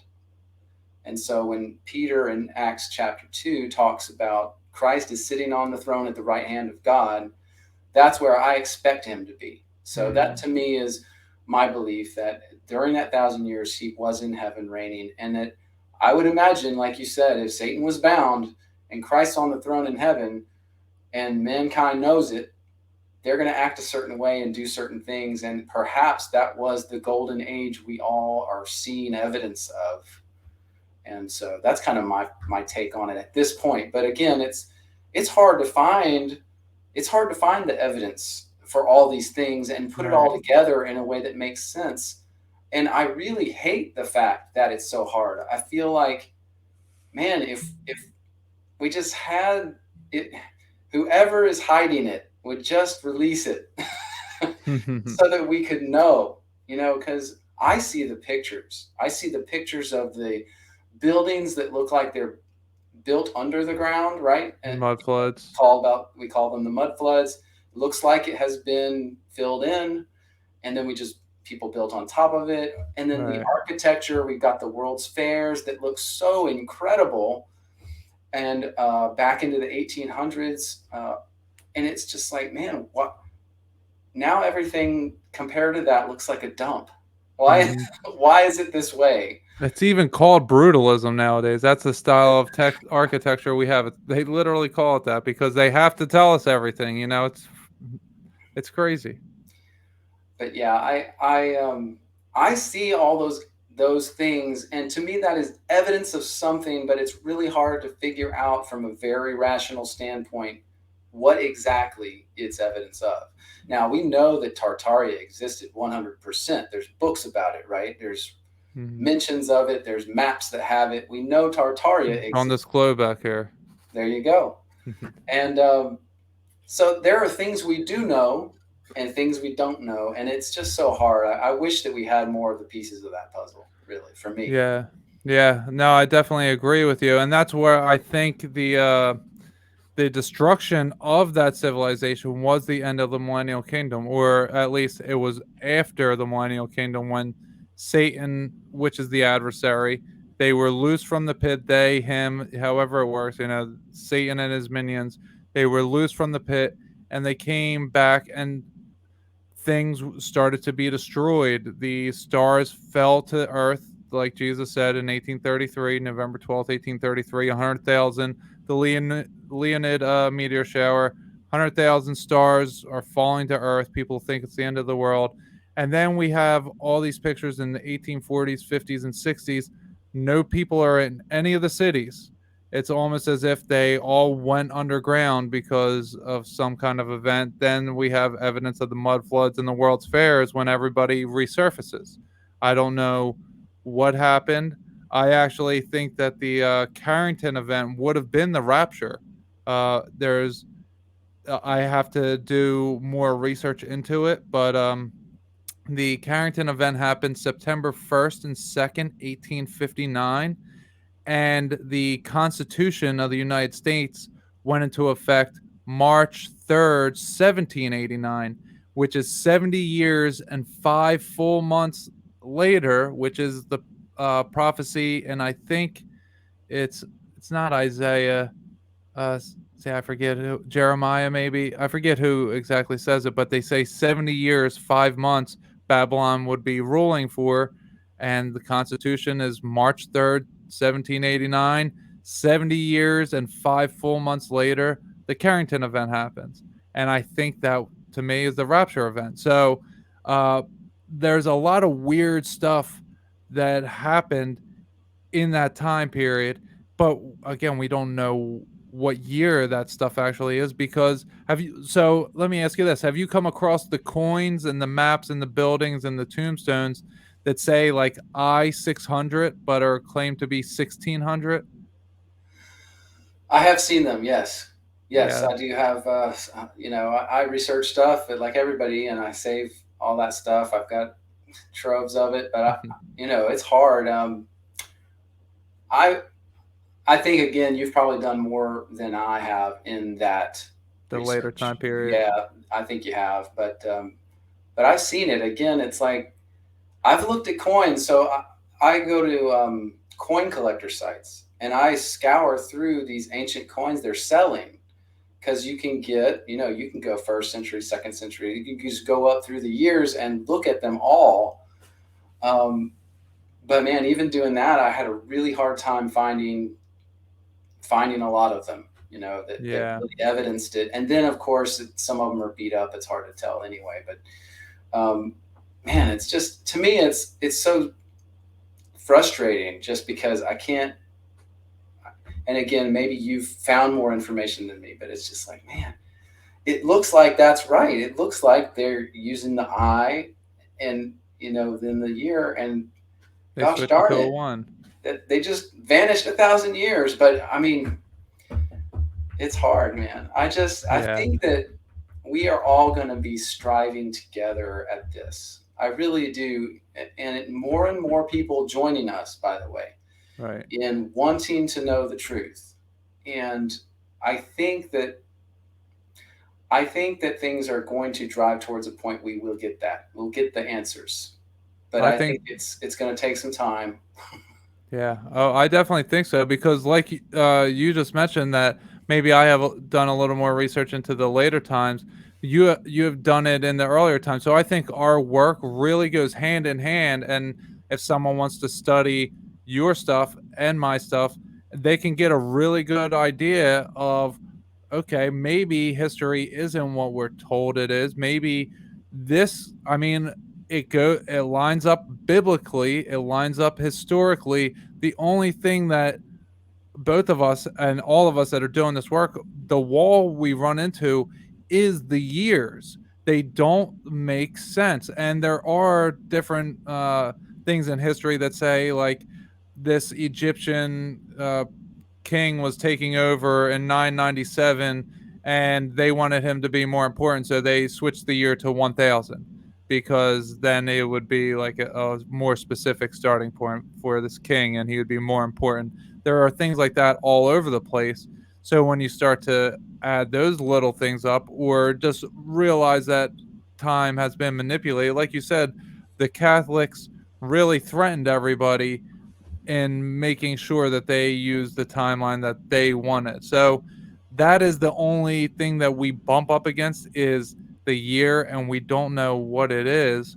But I have a feeling that uh, a very strong feeling that Christ's Millennial Kingdom has happened, and we're in Satan's short season. And that's Yeah. a tongue twister, by the way. It's very difficult to say that without stuttering. I agree. I agree completely with you on that too. So Okay, but so yeah, and I just feel like I hate to say this. This is I don't know that this is the magic key, but if the Vatican would open the archives, which they won't do until someone does it for them, but I think that the information is there. well, they just digitized. I don't know about everything, but they digitized a lot of it. It's online now and available. I forget exactly what the website is, but you can find it online. It's going to be a lot to pour through, but I'm Probably sure. in other languages too. Is probably Latin and Greek. I bet. Oh yeah, probably most of it. I think Latin was a one world language for the elite, and that English was the one world language for the commoners. I think that's really how things were, because Latin and English are very close together. Like Yeah. we think like Spanish, Italian, French, they all come from Latin, but when you measure them up against English, they're very different. But Latin itself, like when I'm reading this old map here, or I'm looking at old maps, typically they're written in Latin, and they have the V instead of the U, they have the F instead of an S, different things like that that would confuse a common person. That if you're just a commoner and you're reading English, you wouldn't know how to read the Latin. But it's the elite who know how to read both, they can do that. And once you get the hang of it, when you're looking into this old stuff, you can really understand, like, okay, now I can see what this is saying. But it takes a long time of reading it to realize that Latin and English were kind of interchangeable at one point in time, where people were just writing, and maybe it's not with every word, but the majority of it seems to be that English and Latin really lined up. Yeah, I've seen that in some writings that I've looked at. It's almost like they swap in an English word every now and then, or it's really weird. But you're right; the letters are used differently and everything. Yeah. Yeah, it's super weird. English is just some kind of magical language. It's very weird stuff. Okay, so now I want to ask you about, so if Christ's Millennial Kingdom has happened and we're in Satan's short season, is there, so biblically it says that the first dead would rise, and it says the number of the people would be like the sand on the beach. And when I look at 8 billion people and I'm looking around at how people act and all, my idea is that we are possibly, for the most part, I think this was kind of how it is that we are those who didn't, that we rejected Christ, or we existed prior to Christ, and that this is our, I don't believe in reincarnation outside of this one possibility that we all lived a lifetime before, and now we are here to face judgment that we never got to face before. We never had the ability when we died before, because Christ had to pave that way for us. So now we are here to possibly get into heaven, or something to that effect, that we are the first to rise after the kingdom. What do you think about that? Or do you think that we are just a continuation of humanity? Well, I make sure I understand, but I mean, and of course, I base everything that I pretty much believe on the writings that I've read, and so I'm looking at that specifically. But as far as like our role right now, it is, to me, the millennial reign happened. We are born on Earth. with the same opportunity everyone has had since Christ. Okay, and that we are close to the end, so we have to get ready. And that's, I think that's why it is so apparent that the bad guys are so out in the open right now, because it's the end. You're going to have to choose a side, and hopefully you and I and most of the people listening to the sound of our voices are striving for that. We want to be on God's side. Mm-hmm. But I truly believe that what is coming is that the earth will wear out at some point. I don't know if it's going to happen in our lifetimes. I don't know. At that point, what's going to happen is this is going to sound really bad. And for those people that have a negative view of God, it's going to sound even worse to them. The earth will be wrecked by fire. Okay, we're all going to go into the spirit. That's just what's going to happen at the end. We all go to spirit. Now, if we are God's children, then that spirit is going to be ushered into heaven by his angels. Okay, and if you're not, it's going to be a different sad story, because Revelation talks about that, this final judgment of all mankind, and you'll be thrown in the pit. You'll be thrown in the lake of fire. And there are a lot of flavors of Christians, and a lot of them that agree with me on a lot of things, but on this point they don't. They say God can't be so mean as to throw somebody in hell or Hades, or however you understand that. But the reality is that as the creator of every spirit, and you are a spirit and I'm a spirit, it's just we're stuck in these bodies right now. As the creator, he can't commune with something that is against him. He can't have you with him. He is the genesis of everything. Everything consists and has being in him. Without him, we wouldn't exist. So for him to even allow people to sin against him, to do things against his will for them, is amazing in and of itself. But then he can't abide with that forever. He just can't. He is a just God and he's holy. So there's no way that a Satanist who denies him and denies his son can commune with him. It cannot happen.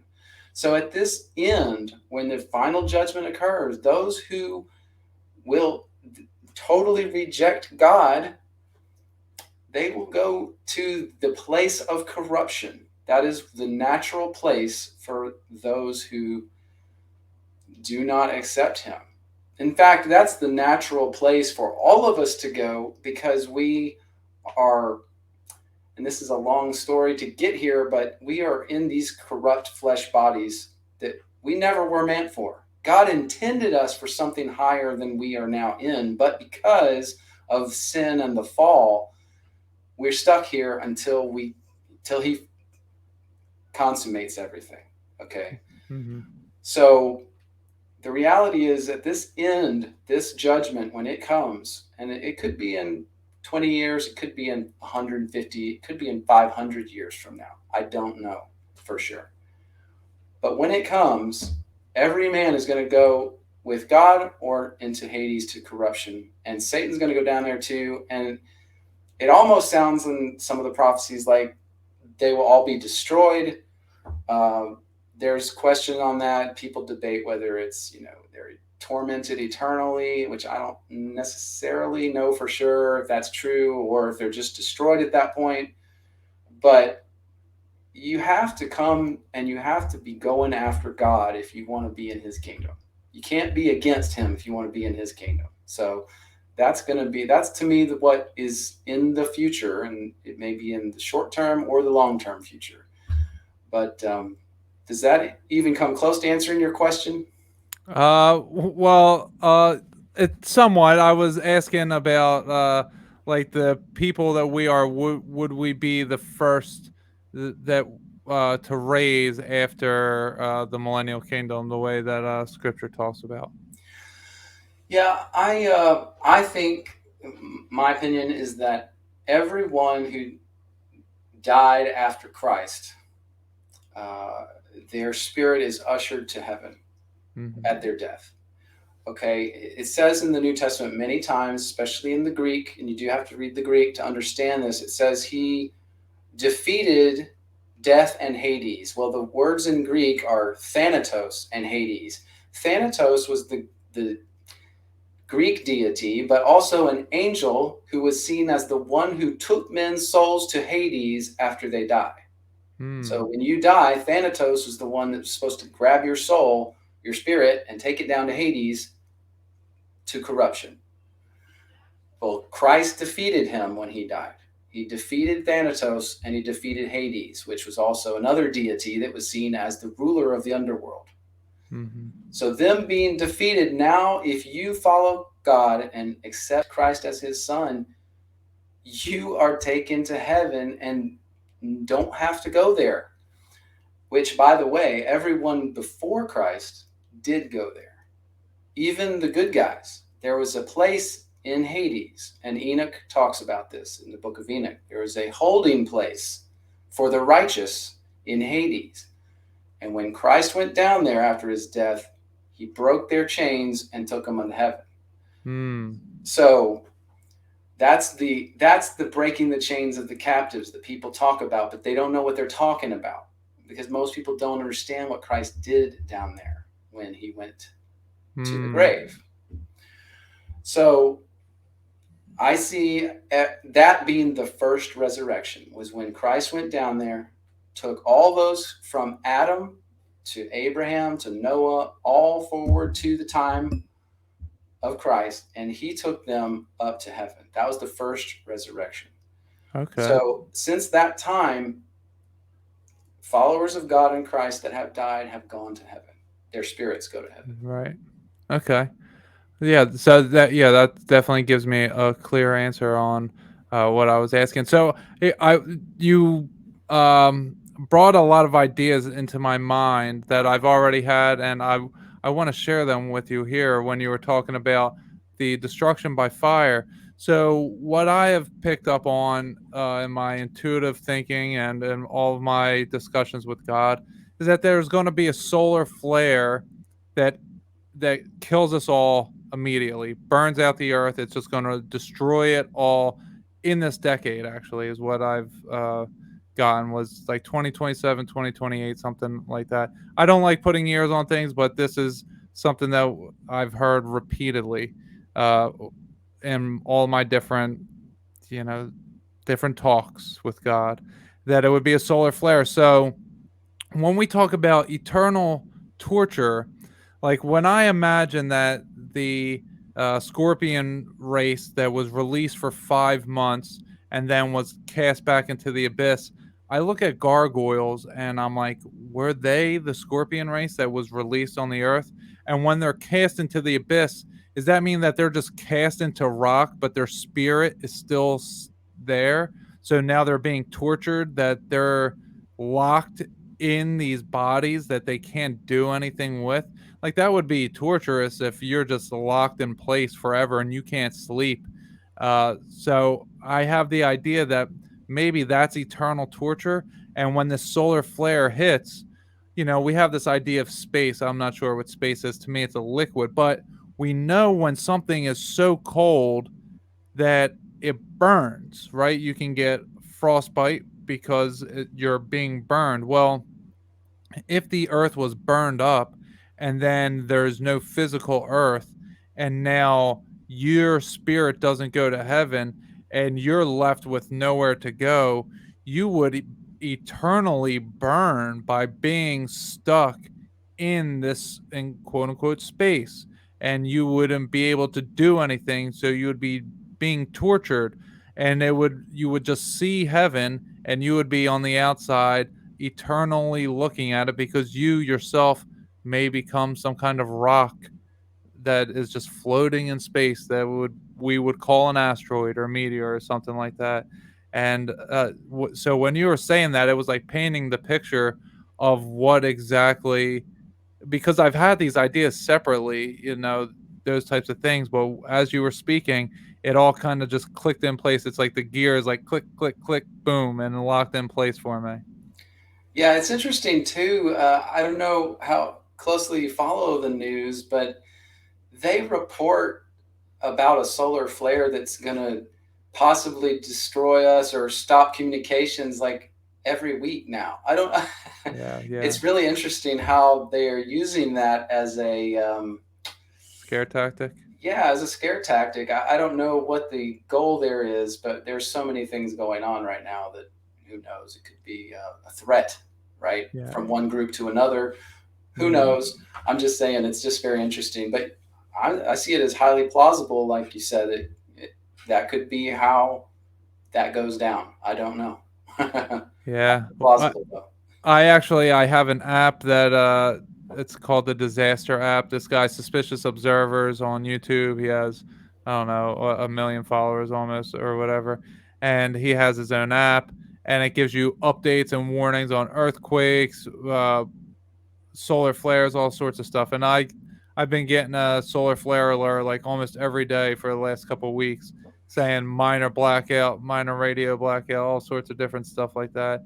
Yeah. And like you said, that's interesting. It could be communication from one group to another. I also see it as a scare tactic to say, we need to block out the sun. It's going to wipe us out. We need to block it out, get Bill Gates on the line, get the China's fake sun up in the sky, all sorts of stuff like that, because they want to control everything. Satan is paranoid, and he needs to control it all, because if he doesn't, then God's in control. And he doesn't know, well, he knows God's going to stop him from controlling things. He just doesn't know what exactly is going to be done. So there's a lot for him to want, or a lot of reason for him to want to control everything. Absolutely.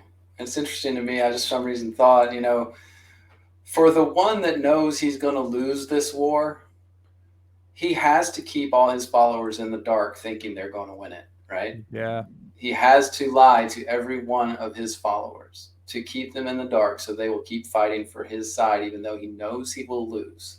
Yeah. It's just crazy. Hey, yeah, and it's interesting, what ends up happening all the time with these, and I'll just use this example, not that this necessarily is it, but the communist tactic of, you get these brown shirts to, go do your bidding for you, create havoc.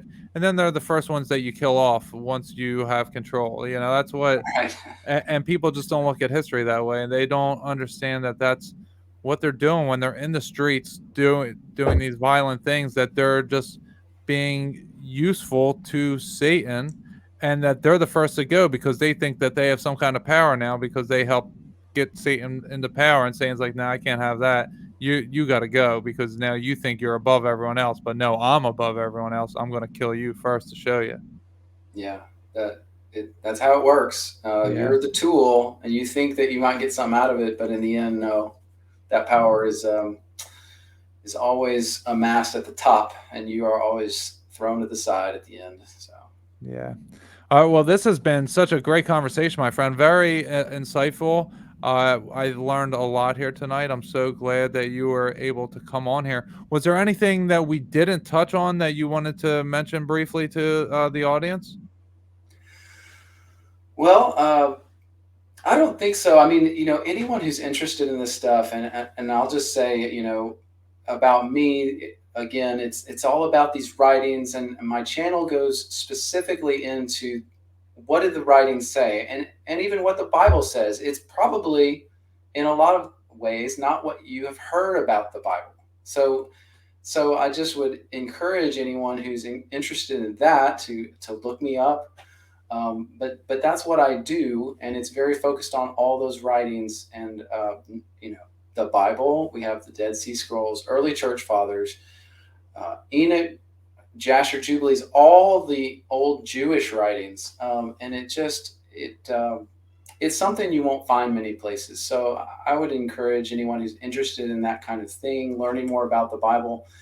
I've had people, and I believe, Todd, if I'm not mistaken, that you used to be an atheist. Is that correct? Yeah, something to that effect. I was not Christian at all. Jesus saved me just last year. That's great. Well, I've had a number of people through my channel say to me, look, I was an atheist, but I'm starting to understand what you're seeing in the scriptures and in these other writings too, and it all is clicking. It's making sense.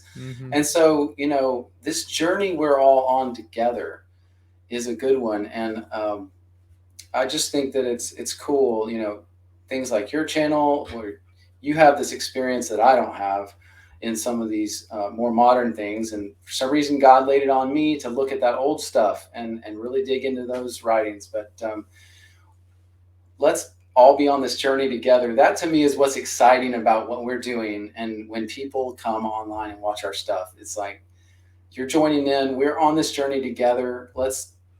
As far as I'm concerned, let's get on the right side of this conflict we see in the world right now. Let's be on God's side, the side of love, the side of goodness, and the side of caring for one another. I mean, the other side doesn't have that. So to me, that's what's all important in all of this. And, I can speculate on some things and you can go down roads and, in the end, we're all going the same direction, and that's towards him. And to me, that's just so exciting. And again, thank you, Todd, for having me on and for what you do. I appreciate you. Oh, well, thank you so much. I'm right back at you, my friend. Do you want to let the audience know where they can find you? Yeah, I have a website, and it is bible-scribe.com. And so I will always be there. I am on YouTube right now and have been on YouTube for about 3 years or so. So Bible Scribe with no space is the channel on YouTube, and pretty easy to find. So I'm there. I'm mirroring to Rumble, and I'm mirroring, I have another channel I'm mirroring on BitChute. But so I'm out there. I'm easy to find. If you Google me or whatever, you should just hit me right up with a Bible Scribe in the search. So, and feel free to drop me a line. My website has a contact form, which is where I like to get contacted, because places like YouTube drop comments when they see fit. I have people all the time trying to comment, and depending on the person, I think YouTube just censors them. And so I see their notifications, and then when I go there, it's gone. It's just gone. Yeah, well, I don't even get that. I actually had somebody comment one time, and they said, why do you have 11 hidden comments? And I never got any notifications for. I used to get a notification for every new subscriber, every comment, not every like, but I used to get all, and now I don't get any of them. And I go look, and I'm like, oh, okay, I got a bunch of subscribers today. Or I'll have to go through the video, and I'm like, why didn't I ever see this comment before? So it's YouTube is very screwy, but that's how I got in contact with you, was through your website. So I can say you're very responsive, and I suggest that everybody out there really go check out all his stuff.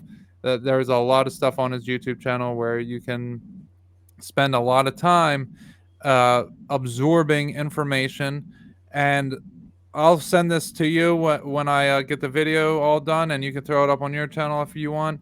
And for anyone who's on your channel who's hearing me for the first time, or you're hearing Bible Scribe for the first time from my channel, go check out each other's stuff, because it really complements each other well. And I think, like you said, that I'm more of the modern stuff, you're more of the ancient stuff.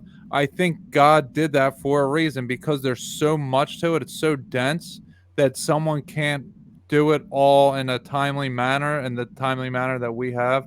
So we have to link up with like-minded people who share the love of Christ, who seek the truth and use the discernment of the Bible, and are using historical events, biblical prophecy, lining it together in a very similar way, being unique people who are speaking out the truth, and then placing puzzle pieces like ourselves together to have this great conversation, so that we can enlighten our audience. I don't want to use that word or anything, but to bring information to our audience to the possibility that, this is the time period that we're in, according to all the prophecy that lines up.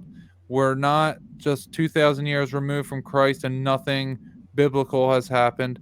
There's a lot of stuff that has happened, and it's all prophesied. thousands and thousands of years ago. It's all in the Bible. Awesome. Yeah. I 100% agree. Okay. This has been great, Todd. I just really appreciate it. Thank you again. Yeah, amen. So, okay, final question for you. This is how I ask all my guests going out. Is what is your go-to grounding technique in this world where we don't even know what year it is? How do you keep yourself grounded to being human and to being sane in an insane world?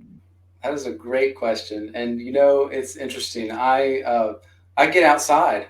That's how I do it. I got to get outside. When I'm outside in nature, for some reason, I think to myself, man, out here, I feel like there's nothing bad going on. It's like everything's fine out here. I kind of clear my head. I do a lot of running.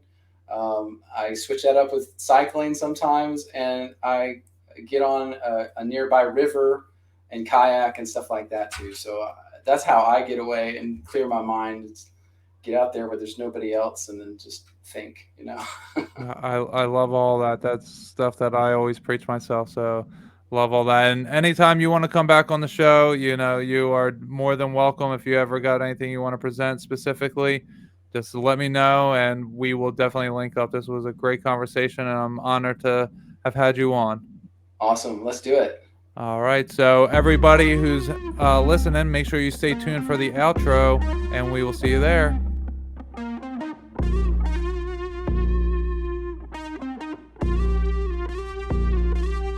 All right, welcome to the outro, everybody. Thank you all for being here. If you haven't done so already, please hit that like, share, subscribe, comment, rate and review button. Whatever it is you can do to help out the show. If you're still here, that means you really like the show. And it would really benefit me and Mimi and all of our hard work and all the guests that we get on. This would really benefit us if you could hit that one of those options or multiple of those options wherever you're listening to this or watching this on. It would greatly help us. If you want to become a Patreon member, you look down below, patreon.com/goodnessoverdarkness. Go sign up and you'll get more access. You'll have more things that you can do over there, and there's certain things that you can only watch on the Patreon member. The human race episodes, you can only watch them on Patreon. Examining the evidence, I haven't put that out on my regular feed yet. That's only a Patreon member show as of right now. I will be putting it out to the public at some point, but right now it's still only on Patreon. So make sure you guys go to the Patreon and check out what we're doing over there. Food Forest Abundance. If you guys haven't signed up for Food Forest Abundance yet, you are missing out big time. You all saw the video that I put up on YouTube. I put on all the social media. I'll have to add it to my website. Haven't been on the website in a little while to update that yet. But Food Forest Abundance, you need to become food independent. You need to grow your own food. You really need to get going with that.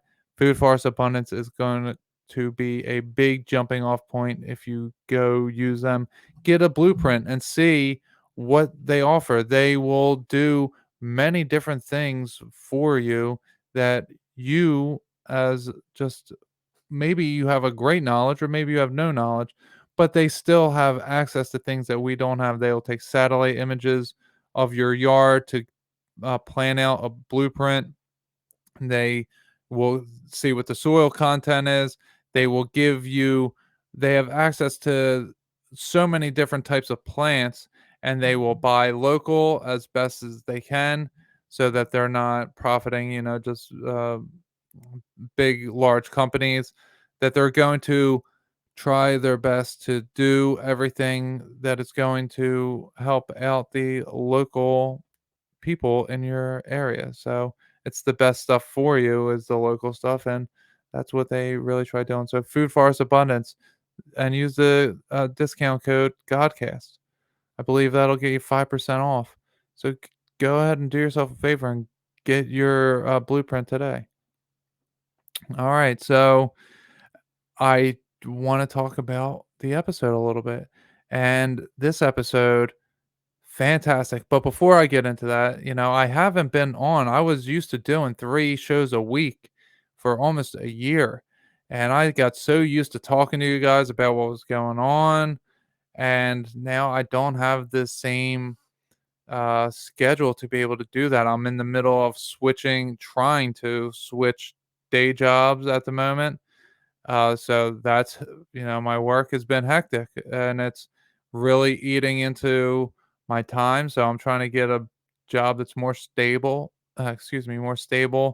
in the hours department so that they're just running me ragged over there. And there's just I don't want to get into, talking poorly about anybody, but they haven't treated me right. So it's a lot of different things that I've turn the other cheek towards, but it's just too much now. So I'm in the process of looking for another job. And anyone who has gone through that, they know um, how in upheaval your life can be when that's going on. Also, we've had softball, my daughter and I, like every single day. We're having so much softball. She, as a current seventh grader, going into eighth grade when the season will start, she just made the high school team. She's not going to be allowed to play varsity because she's still in middle school, but she would have been a varsity member if she was. She's just straight up stud. But yeah, we've been practicing so much, so that's why I missed the live Q&A tonight. We're just I'm sorry to my supporters. I try to make it, and just today I had so much going on. I had to prepare for uh, the Mother's Day event we're hosting tomorrow. It's going to be an outdoor barbecue. I had a lot of outside work to do. I had a very busy day. I had a consultation early in the morning. I cut the grass. I went to softball. Then I came back. I did more outside work, and then I went to softball again. And then I came back and I got a shower, and then I had an interview. So and I woke up on Saturdays I sleep in. Today I woke up at like 6:40, 6:45, something like that. And I was up and at it because I know I had so much to do today. And now it's 11:15 at night. So this is my day off. That's how busy I am. That's the type of life that I lead. But I want to be doing these things. But that is all to say that, I missed the live Q&A for a reason. And I'm sorry that I didn't mention it beforehand. I really didn't have time in doing all that I was doing. I was uh, pushing to the limit, as Rick Ross would say. All right, so back, and I miss talking to everybody. This isn't normal for me to. I like to share things, and I haven't been having the opportunity to do so. So hopefully things settle down in the next several weeks. But I know the rest of this week, my daughter's team. We have 3 games in 4 nights, and the fourth night, which is Wednesday, we have practice. So we're gonna have a game Monday, Tuesday, practice Wednesday, and game on Thursday. And that's the last week of the regular season. Then we have the playoffs, which will probably last a week or two or whatever. So until softball season's over, it's gonna be hectic. And then my daughter will be going up to Pennsylvania, but I will still be coaching. For this travel team that we are working on building up. So I'll still be coaching, and I will definitely make time for everybody. I will sort out my schedule once I get the new job. Once we're done softball, the rec league at least, and playing games. Once we're done that, then I will have. Maybe I'll have a live Q&A during the week. Maybe my schedule will be that favorable where we'll do live Q&A during the week, and maybe we'll be able to do the Bible study on a Sunday morning, Sunday afternoon, so that my UK friends can join in. So just please hold tight. I know things haven't been the greatest the last couple of weeks since I've hit 15 members on Patreon, I haven't even been able to do the giveaway that I promised, and I'm still going to do it. And I'm sorry a million times, so please forgive me for not being uh, able to participate in what I want to do for all of you. So, anyway, let's get into the show a little bit here. This is one of my favorite topics, of course, to talk about is Christ Millennial Kingdom. And our guest, Bible Scribe, he covers the part that I haven't gotten a chance to cover in my series yet, which is the possibility of Christ's return happening in 70 AD. Just fascinating stuff. He's so well researched on the Bible and the biblical timeline and all the extra canonical books, Jubilees, Esdras, Enoch. I mean, he goes through so many of them. He has such a great wealth of knowledge. The book of Adam and Eve. There's so many different things to get into, and it takes so much time to get into all of it.